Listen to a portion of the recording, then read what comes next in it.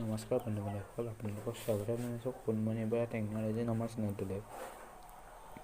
আজি আপোনালোকক দেখুৱাম যে ঘৰত বহি কেনেকৈ আপোনালোকে অনলাইন ৰেজিষ্ট্ৰেশ্যন কৰিব পাৰিব SBI নেট বেংকিঙৰ কাৰণে। আহক তেন্তে ভিডিঅ'টো আৰম্ভ কৰোঁ। ভিডিঅ'টো আৰম্ভ কৰাৰ আগত এটা অনুৰোধ যে আপোনালোকে যদি এতিয়ালৈকে যদি মোৰ চেনেলটো ছাবস্ক্ৰাইব কৰা নাই, ছাবস্ক্ৰাইব কৰিব আৰু ভিডিঅ'টো লাইক কৰিব। আহক তেন্তে ভিডিঅ'টো আৰম্ভ কৰোঁ। আপোনালোকে যিকোনো এটা মোবাইলৰ যিকোনো এটা ব্ৰাউজাৰলৈ যাব। মই গুগললৈ গৈছোঁ, ভিডিঅ'টি দেখুৱাই দিয়া কৰিব। গুগলত যাব, গুগলত গৈ আপোনালোকে লিখিব SBI নেট বেংকিং, এনেকৈ লিখি আপোনালোকে চাৰ্চ কৰি দিব।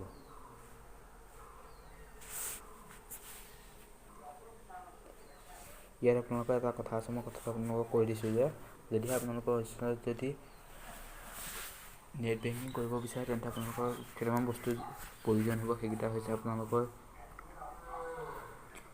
হৈছে আপোনালোকৰ বেংকৰ একাউণ্টৰ লগত মোবাইল নম্বৰ ৰেজিষ্টাৰ কৰি থোৱা থাকিব লাগিব, আৰু লগতে আপোনাৰ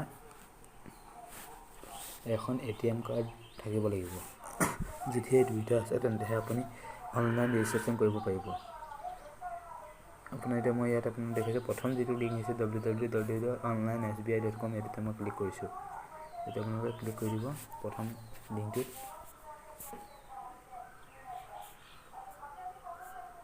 ভিডিঅ'টো সম্পূৰ্ণকৈ চাব, স্কিপ কৰি চালে আকৌ হয়তো বুজি পোৱাত অসুবিধা হ'ব। ভিডিঅ'টো সম্পূৰ্ণকৈ চাব। এই আপোনালোকে দেখিছে ষ্টেট বেংক অফ ইণ্ডিয়া যিটো অফিচিয়েল হৈছে, এইটো আপোনাৰ আহিছে। ইয়াত আপোনালোকে দিব লাগিব, ইয়াত আপোনালোকে কৰিব লাগিব। ইয়াত ডেস্কটপ ছাইটটো লগাই ল'ব যদি আপোনালোকে মোবাইলত কৰিছে, মই লেপটপৰ পৰা নাই। ইয়াত তাৰপিছত আছে কণ্টিনিউ টু লগ ইনত ক্লিক কৰিব।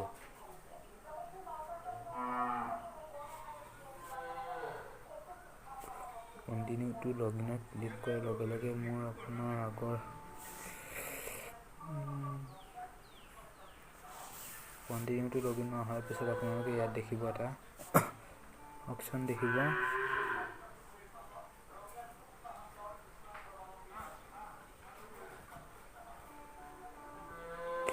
আপোনালোকে এইটো দেখিছে। ইয়াত আপোনালোকৰ আছে, ইয়াত মই জুম কৰি দেখুৱাইছোঁ আপোনালোকক সুবিধাৰ্থে নিউ ইউজাৰ ৰেজিষ্টাৰ এক্টিভেট। ইয়াত আপোনালোকে নিউ ইউজাৰ ৰেজিষ্ট্ৰেশ্যনত ক্লিক কৰিব।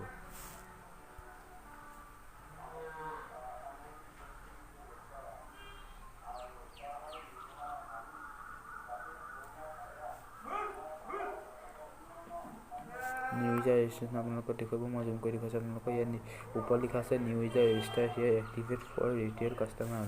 ইয়াত আপোনালোকে নিউ ইউজাৰ কৰিব, তাৰপিছত আপোনালোকে নেক্সট কৰিব। নেক্সট কৰাৰ পিছত আপোনালোকে ইয়াত একাউণ্ট নম্বৰটো বহাবলৈ দিব। মই আপোনালোকৰ ভিডিঅ'ৰ কাৰণে দেখুৱাইছোঁ। ইয়াত আপোনালোকৰ একাউণ্ট নম্বৰটো বহাব। মই বেলেগ এটা লিংকলৈ গুচি গৈছোঁ। ইয়াত আপোনালোকে দেখিব, ইয়াত আপোনালোকৰ একাউণ্ট নম্বৰটো বহাবলৈ দিব। ইয়াত আপোনালোকে একাউণ্ট নম্বৰটো বহাব। ইয়াত আপোনালোকৰ বেংকৰ যিটো CIF নম্বৰটো বহাই দিব। মই ইয়াত আপোনালোকক ফৰ এক্সাম্পল দি আছোঁ। আপোনালোকে ইয়াত ব্ৰাঞ্চ কোডটো দিব, যিটো ব্ৰাঞ্চ কোডহে বেংকৰ যিটো IFSC কোড হয়, সেই ব্ৰাঞ্চ কোডটো দিব। আপোনালোকৰ আগৰ আখৰকেইটা লিখিব নালাগে, 5 ডিজিট। যদি আপোনালোকৰ 4টা ডিজিট আছে, আগত 0টো লগাই ল'ব। ধৰি লওক মই লিখিছোঁ, যদি আপোনালোকৰ ধৰি লওক ফৰ এক্সাম্পল 1 2 3 4 লগত আগত 0টো লগাব, 1 2 3 4। ইয়াত আপোনালোকৰ 5টা হৈ গ'ল। ইয়াত কাউণ্ট্ৰিটো চিলেক্ট কৰিব দিছে, কাউণ্ট্ৰিটো আপোনালোকে চিলেক্ট কৰি ল'ব ইণ্ডিয়া কৰি ল'ব। ৰেজিষ্টাৰ মোবাইল নম্বৰ, ইয়াত আপোনালোকে ৰেজিষ্টাৰ মোবাইল নম্বৰটো দি ল'ব। মই দি দিছোঁ আপোনাৰ মোৰ নিজৰ ৰেজিষ্টাৰ মোবাইল নম্বৰটো, আপোনালোকে এনেকৈ দি দিব। দি দিয়াৰ পিছত আপোনালোকে ইয়াত আছে ফেচিলিটি ৰিপৰ্ট। আপোনালোকৰ ফেচিলিটিটো হয়তো মনত ৰাখিব, এইটো ফুল ট্ৰেনজেকশ্যন দিব। আৰু ইয়াত আপোনালোকে দিব লাগিব ইণ্টাৰ ইমেজত আপোনালোকৰ যিটো কেপচা থাকে সেই কেপচাটো বহাই দিব। ইয়াত মোৰ আছে 7CBSC, আপোনালোকৰ বেলেগ থাকিব। এইটো কৰি পেলাই ছাবমিট কৰি দিব, আৰু আপোনালোকৰ পাছৱৰ্ড তাত জেনেৰেট কৰিবলৈ দিব। তাৰপিছত আপোনালোকে ষ্টেট বেংকৰ অনলাইন নেট বেংকিং ৰেজিষ্ট্ৰেশ্যন কৰিব পাৰিব।